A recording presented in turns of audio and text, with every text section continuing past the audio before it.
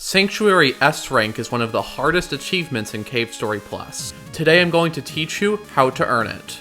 First off, I'm going to assume that you already know how to beat the Bloodstained Sanctuary level in Cave Story Plus. I'm also going to assume that you already know how to beat it pretty fast.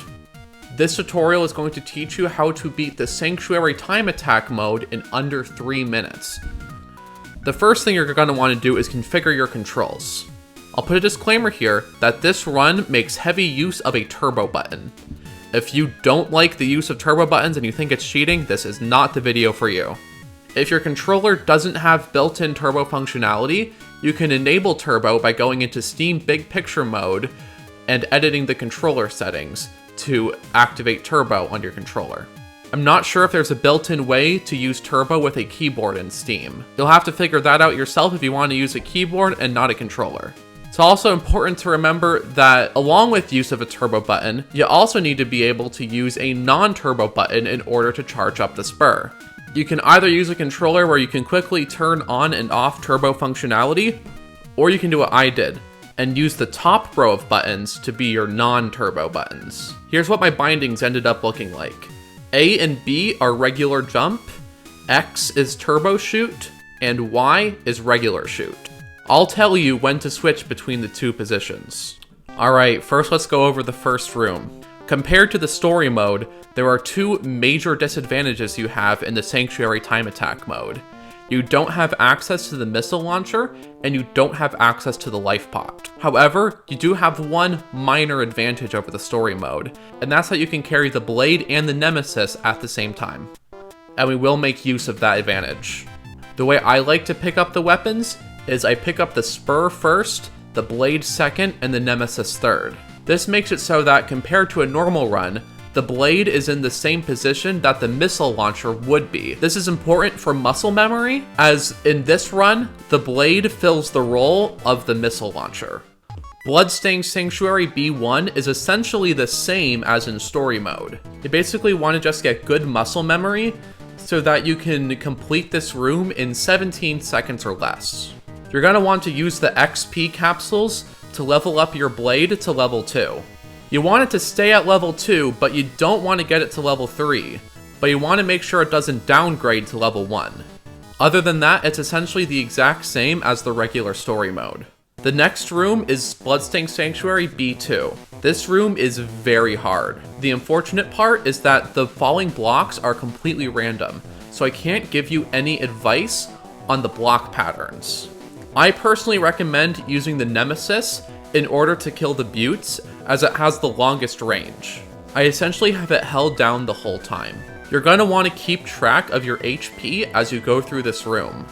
In my opinion, if your HP gets below 30 in this room, the run is dead and I just restart and try again. The next and longest room is Bloodstained Sanctuary B3. At this point, you're going to want to change from your turbo button to your regular button, because you're going to need to charge up the spur. Quickly boost across the blocks while charging your spur.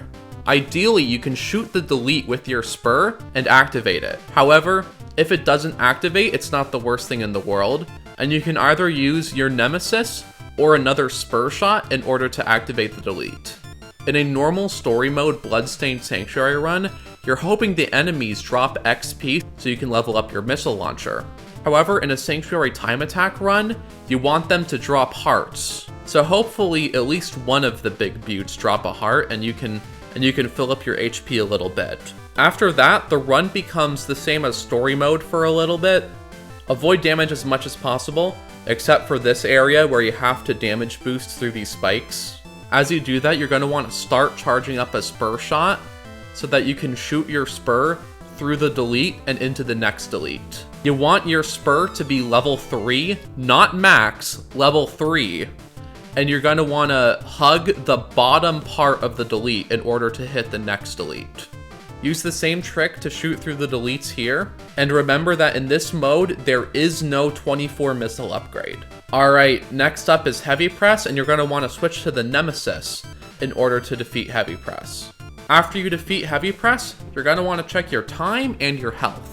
Ideally, you have at least 29 health.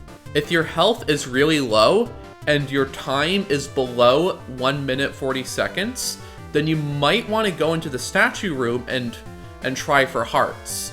It only takes about 10 seconds, and you can still get under 3 minutes if you do that. However, even though my health isn't above 29, I go forward anyway because my time is fine, but not that great. You see, the reason you want 29 health is because it takes 6 HP to defeat phase 1 of Balos. You need to take 2 damage from these spikes in order to get your blade back to level 2. And the final stage of Balos takes 20 HP. And all of that, at minimum, takes 28 HP, assuming you didn't get hit anywhere else. However, even if you have below 29 HP, you might still be able to win if you're able to get hearts from the bats that are above.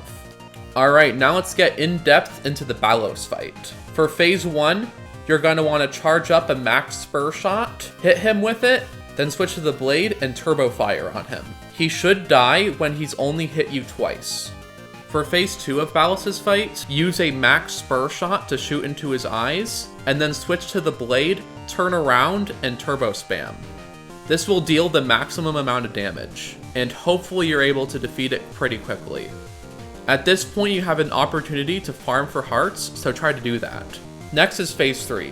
Phase 3 is very similar to a normal story mode run. Essentially just use the blade, the nemesis, and the spur when necessary in order to defeat him.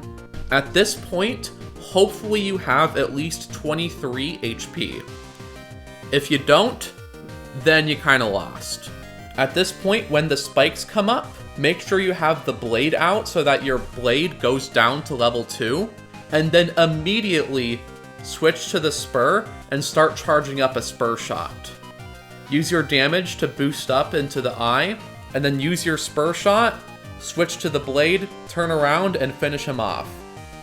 Hopefully you have at least 20 HP, so that Balos can hit you twice and you can win. Hopefully this tutorial was useful in helping you get the Sanctuary S rank achievement in Cave Story Plus. If you have any more ideas for achievement tutorials in video games, leave them down in the comments and I might consider it. Thank you for watching and have a great day.